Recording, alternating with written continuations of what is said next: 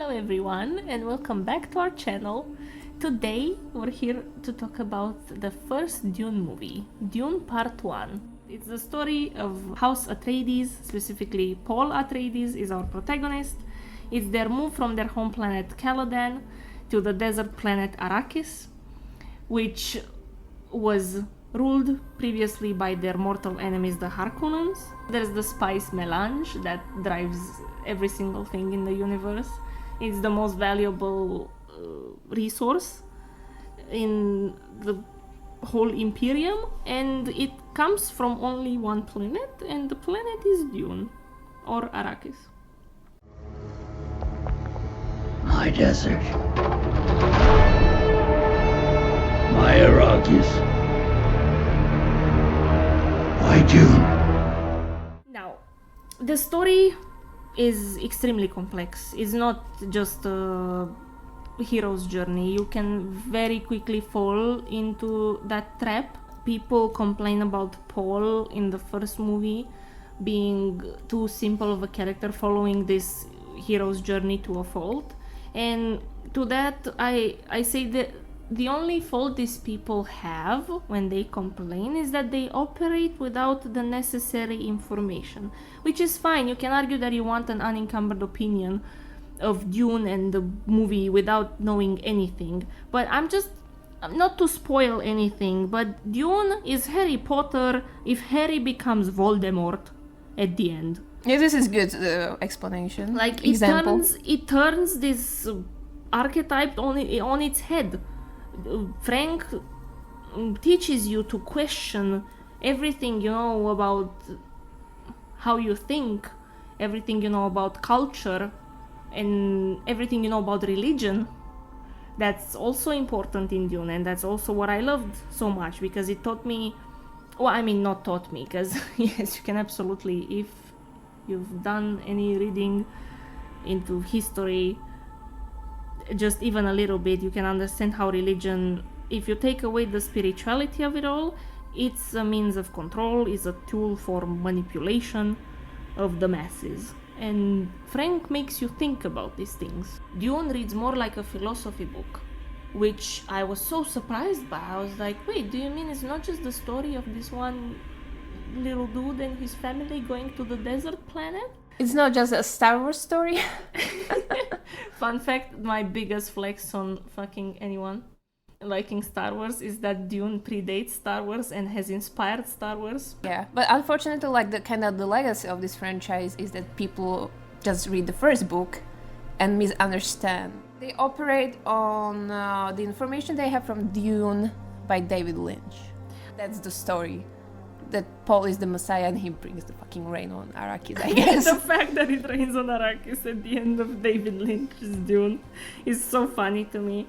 Like, you can absolutely watch. Now, previous to Denis Villeneuve's adaptation, we've had David Lynch's 1984 Dune, which by all means, if you want to watch it, go watch it, but it's not indicative of what Dune as a novel is or Dune as a story is.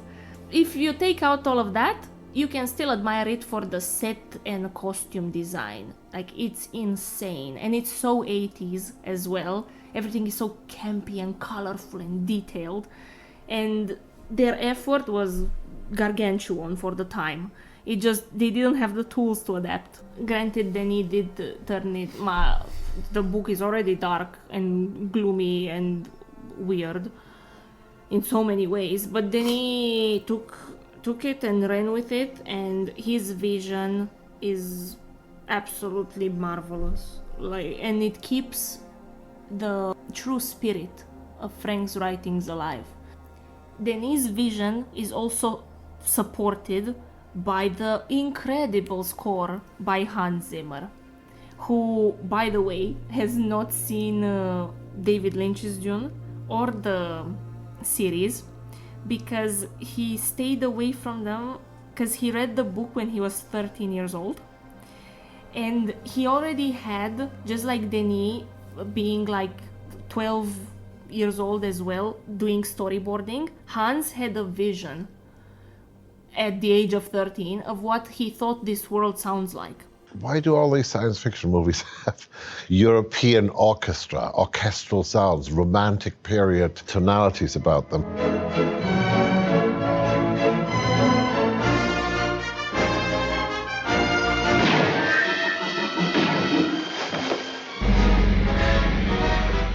His score perfectly complements the narrative richness and thematic depth of the film, and he invented sounds, he invented musical instruments. Well, not he himself, he worked with Chaz Smith, who enhanced his words from that specific interview. Chaz Smith, he's either a great sculptor or he's either a great musician. And he builds these sculptures that you can either hit or you can bow, like a violin or a cello. But then there's another part to it, which is where it gets very complicated.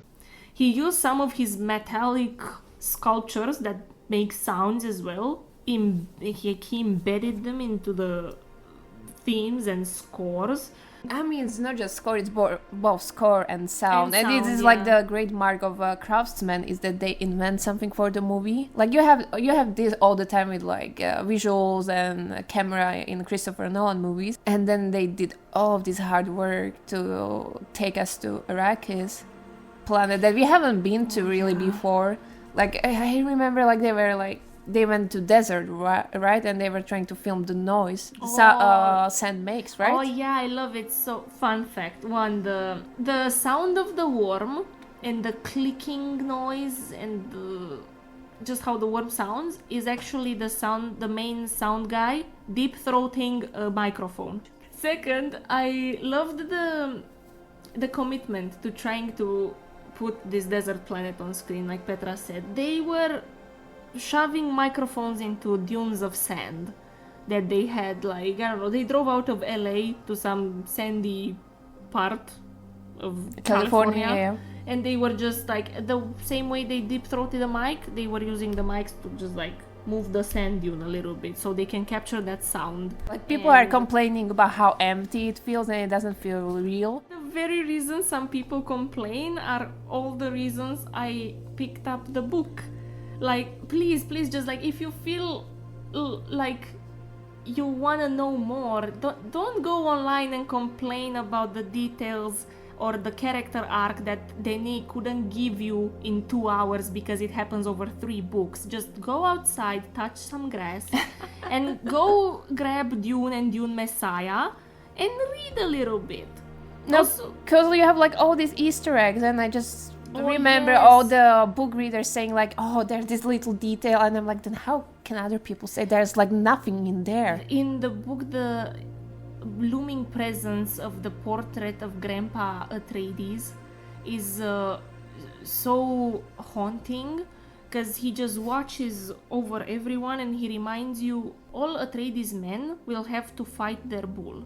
And for Leto, that fighting bull for sport happens with going to Arrakis. He knows it's a trap, he knows they are in deadly danger, but to him it's the political game that they have to play, because that's the way the universe works, and he goes into the arena and he dies, just like Grandpa Atreides. There are lessons here, people. I just thought that's also like foreshadowing for Paul, that he's gonna have his bull to fight. So it's all of these amazing work behind the scenes that, granted, if you don't know about, like I said, if you operate with deficient knowledge of a certain thing, of course you're like, you don't like it. Me, seeing the first trailer of Dune Part 2 and remembering how colorful the arena is when Fade Rotha is introduced to us, and I saw Denis' vision and I saw the black and whiteness of it all, and I was like, hello, Denis, did you forget to color grade this footage before releasing the trailer? And then some, God bless him on the internet, some guy taught me that what's innovative about those shots on Gaiety Prime and why it's weird black and white, it's because it's an infrared camera, people. Denis decided that the world of the Harkonnens, which by the way we haven't seen in daytime, we only saw it at night, is such a wasteland, and they consumed so much of the resources and it's so polluted that the whole atmosphere, even if you wanted to catch color, you cannot. That's daytime on Gaiety Prime, and they used an infrared camera to capture that whole sequence. And I'm like, that's fucking amazing. And look at it, I can sit here and miss my colorful stuff, because to me, the book was completely something else. Denis captures the spirit of the Harkonnens and them as a family, these monsters, these animals, these bulls that the Atreides need to fight over and over again. And I can sit here and appreciate both. Of course, you have like bad adaptations, but like when you have a great one, you have to accept that not every single, especially if it's a movie, if it's show, it's different. But if you have a movie, you will never have everything from the page there. We would like to see maybe more Harkonnen, just a bit more maybe. Yeah, but apparently Stellan Skarsgård, amazing Baron, like, oh my god, bone-chilling performance. This man is our Baron, but it's Denis' Baron as well. Because the Harkonnens in the books are goofy. These evil men are also like show-offy, and the way Denis decided to display these people doesn't match these tones in the book. Therefore, he saw all the scenes and all that, and the tone Denis took with Baron and the Harkonnens, and he went to Denis and he was like, this man is menacing and a threat, and he's in the background, and you want that gravitas, and you want to harness it by not showing too much of him. You cannot have too much of this man on screen. And then you listen to him, and now we have the movie that we have, which is completely fine, but it is a departure from what the Harkonnens are like in the book. Because when I said they are the comic relief, they are the fucking comic relief. They are terrifying, yes, both things can be true. But you also have like certain archetypes with Harkonnens that don't age that well, I would say. Oh, if we want to talk Especially with about Baron. how it's problematic, well, Baron is a raging homosexual that has a preference for extremely young boys and is also morbidly obese, which, I mean, if you think, all of these have not aged well. Not all of these. He can be a homosexual all at once. he can be that, no problem with that. The preference, his sexual preferences for a certain age of boys, oh my god. Yeah, it's written in the 60s. You don't have to look further than that. Yeah, and I mean, in today's world, it is extremely homophobic and extremely fatphobic to have all of these traits in one person. But it is also their characterization. Why is he morbidly obese? Because they consume everything. I will say, I also saw, I had to research this because for me this movie is perfect. I don't, but I wanted to educate myself on what other opinions are out there. So I also found that people can find the first half of the movie slow and meandering. However, it is absolutely necessary for world building and character development. Also, like for a universe that you don't know anything about, people are so used to like going to see movies that already have like prequels, sequels, whatever, you know all about that universe, so you don't need to have like new lore explained to you. Yeah. Otherwise, if they don't do that, you are like, okay, I don't understand this universe, how does it work, what's going on? And for example, until I can see how the pacing is a bit off until we get to Arrakis and until the Harkonnen attack happens. Yeah, because also the book starts with Gonjabar, With the right? Gonjabar, and yeah. then it puts a lot of scenes before the first scene of the book happens. Which is absolutely Necessary, important, yes. necessary. You need Paul's relationship with Duncan, the heart His of parents, the- or like what's happening, why are they going on Arrakis in the first place? Because in the book it's like, yeah, this happened earlier that day. You have it in the book, but like when you are adapting the material, you need to actually realize how do we get to this point. Yeah, the Herald of the Change scene, that's also, I feel, much longer than what we have in the book. Leto's and Paul's relationship in the movie is amazingly portrayed, in my opinion, and the hardship of adapting this novel and the novels as we go on is that so much of characters happens internally and what they think, essentially. There's so much inner monologue and introspective material in the book that you're like, how the this is impossible to adapt. And granted, David Lynch did the voiceover, like, here are my thoughts. This is a shot of me walking and this is what I'm thinking. Which is goofy. It's goofy as a language. However, what Denis did, after I saw the movie, read the book, I realized how amazing Denis displayed this relationship with Leto and Paul. Because, I mean, even without the book, I got that every single time that Oscar Isaac playing Leto looked back at Paul was meant to like, he's kind of worried about his family maybe, as he seals the deal on their fate of going to Arrakis and puts the ring on the paper from the Emperor. Or every time there's a tender moment with Jessica, there's this shot of him grabbing her neck in support. It's so lovely on screen, and I'm glad that I didn't have to be handheld and I didn't have to have big pieces of dialogue like, oh, I love my son, I love my wife, blah blah blah. No, instead I got these glances at Paul, which in the book are thoughts about his son and his family. But they're also touching each other a lot, I've noticed. Like, there's little pats on the back between the characters. Yes, and the relationships are displayed so well. In the book, everything is toned down. Everything happens internally. So even the relationship with Paul and Duncan, you pointed out that it's such a older brother dynamic that that Duncan has with Paul. And it's lovely because if you think about Paul as a child growing up in the Imperium, this is a world of assassins. And it's cutthroat. This person doesn't have friends his age. These are his friends. 40-year-old people meant to protect him. And yeah, so much of it is translated through this visual language that Denis so masterfully directed. And had a great cast to begin with to portray these characters. Yeah. Another problem people have is the portrayal of certain themes, like the depiction of colonialism and exotization of non-Western cultures.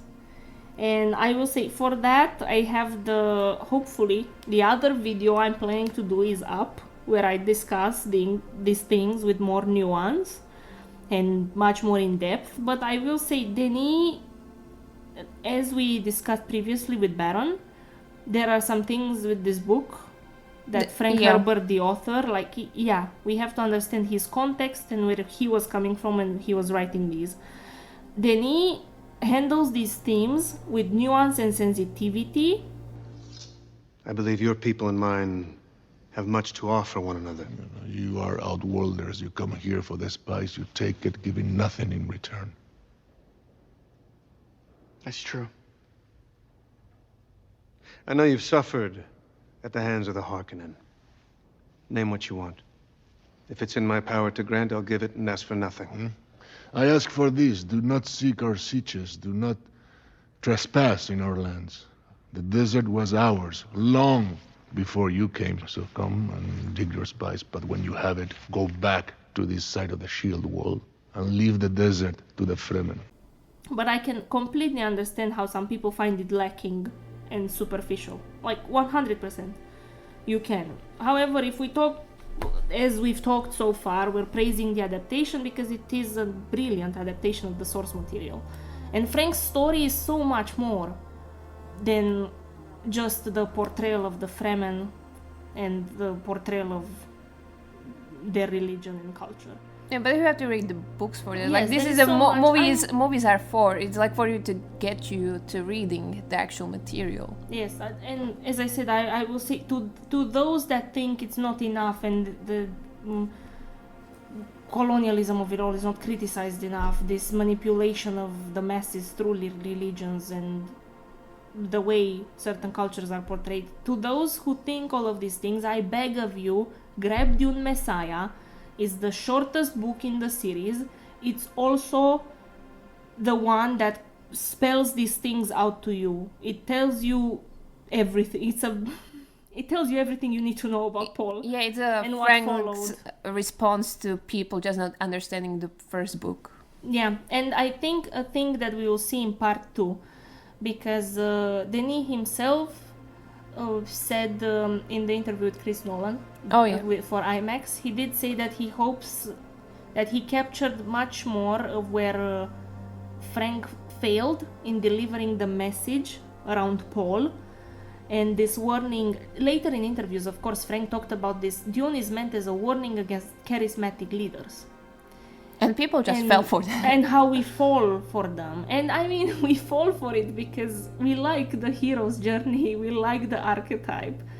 But Denis himself said that he hopes to drive this point home more than Frank achieved, and I think, yeah.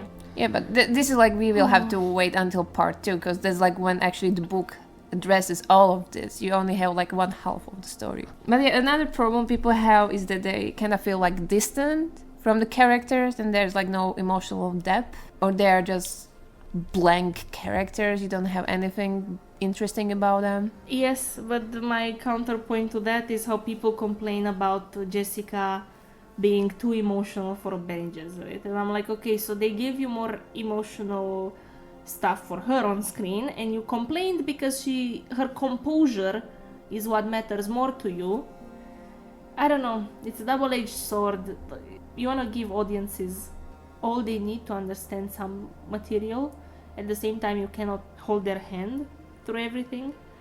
And the moment you try to do, they complain. And the moment you don't, they also complain. I want to know what people look for. Like, what would make these characters more emotional for them? Like, is it like, do they need to be funny? Because, like, you have all these emotional scenes in the movie when you have, like, Leto dying for his family, you know, and then the like, single tear just going down his cheek. Jessica, you know, being emotional. Not in a bad way, but we should see her emotions. We see Paul, especially in the later part of the movie, like, struggling, you know, and, like, thinking about his father, like, his future and everything. He has a wonderful relationship with Duncan. And, like, we have all these kind of side characters that maybe people didn't care as much about, but we have part 2 to give them more screen time. Every single piece of criticism I've encountered about Dune Part 1 quickly gets solved the moment you have a tiny bit more information. The first movie is an introduction to this world. It was never meant to give you anyone's full character arc. It was never meant to give you all the details about everyone, because, as I said, it's an introduction and you actually operate with the same information characters operate with to some points. If you're confused about the Bene Gesserits and what the fuck they're doing, these space nuns, well, guess what? Everyone is confused. No one knows. They have the best guarded secrets in the universe. It's kind of funny because you have a lot of stuff that, like, there's no secret about, like, what's gonna happen to House Atreides on Arrakis. Like, it's like you have, like, you're 20 minutes in and you know there's a betrayal, that they are gonna attack them. That's like, even in the book, it's like first Harkonnen chapter, oh yeah, we are gonna attack them on Arrakis. That's the whole and so point. And it's like you have this, and then, like, you have other mysteries that you can actually wait to see resolved, and, like, I get frustrated and angry with this. Much of it seems to me like surface level criticism, because what more do you want than Shani in the opening scene saying, who will our next oppressors be and why did the Emperor choose this path? Then you have Leto talking to Paul. On Arrakis will face incredible danger, and he's like, what, the Fremen and the desert? Political danger. You have Baron Harkonnen saying why this is happening to the Atreides. The Emperor is a jealous man and the Atreides voice is rising. What more do you want? This for me created intrigue. I was like, who the fuck is the Emperor? What political danger? What is the Lance Red? What are the houses? There are other houses. Wait, if there's House Atreides and House Harkonnen, there's other things. And Frank's level of world building is fucking insane, people. Like, he describes to you the smallest compass. I wanted to know about the warrior nuns. I wanted to know more, and I picked up a book. And that's all I needed. And now I'm more invested. But the movie got me invested in all of this. So people who argue, I don't know, they have just the completely opposite opinion, and to some points I understand why, but to some other points I'm like, some things were told to you. And these were the intriguing parts. And if they flew over your head, that's also fine. But just say that. Say you didn't understand certain things, rather than complain why it was done this way. And you have like character arcs for certain characters. You have for Leto, even like for Paul and Jessica. Like, it's not complete character arc, because also you have part 2 coming out, and there's like the whole book arc technically. Yeah. But you have like this little prince boy, you know, that's like living on his home planet. Suddenly he's put on Arrakis, and he's probably like, yeah, our family is gonna rule there, you know, whatever. And then he, like, everything is destroyed. He has to go and hide in the desert, and he has to actually learn what are the vision he has, and like the bigger role he's gonna play, because like his father is dead. He has to step up. How can you sit there and say that you don't have any it ends with him killing a man. That's one. There's the scene after the Gom Jabbar sequence happens. There's the Paul crying, seeing his mother as the Bene Gesserit that she is, being like, so that's all it is, I'm a pawn in your scheme, and you steer the politics of the Imperium from the shadows. Or the scene in the tent, you Bene Gesserit made me a freak. That has so much, that's so emotionally loaded. Like, what more do you want? Seeing all this criticism, like, babes, it's all in Messiah, and it's all in the second half of the book. Just calm down. Let the story evolve, I beg of you. And yeah, I just want to say, Paul tries to fight this revenge and all of that, tries to be moderate in the violence. He tries to like control his fanatic legions as much as he can, and then there is a point, something happens, and at some point Paul goes, there are no more innocent. And that's, yes, I won't say anything more.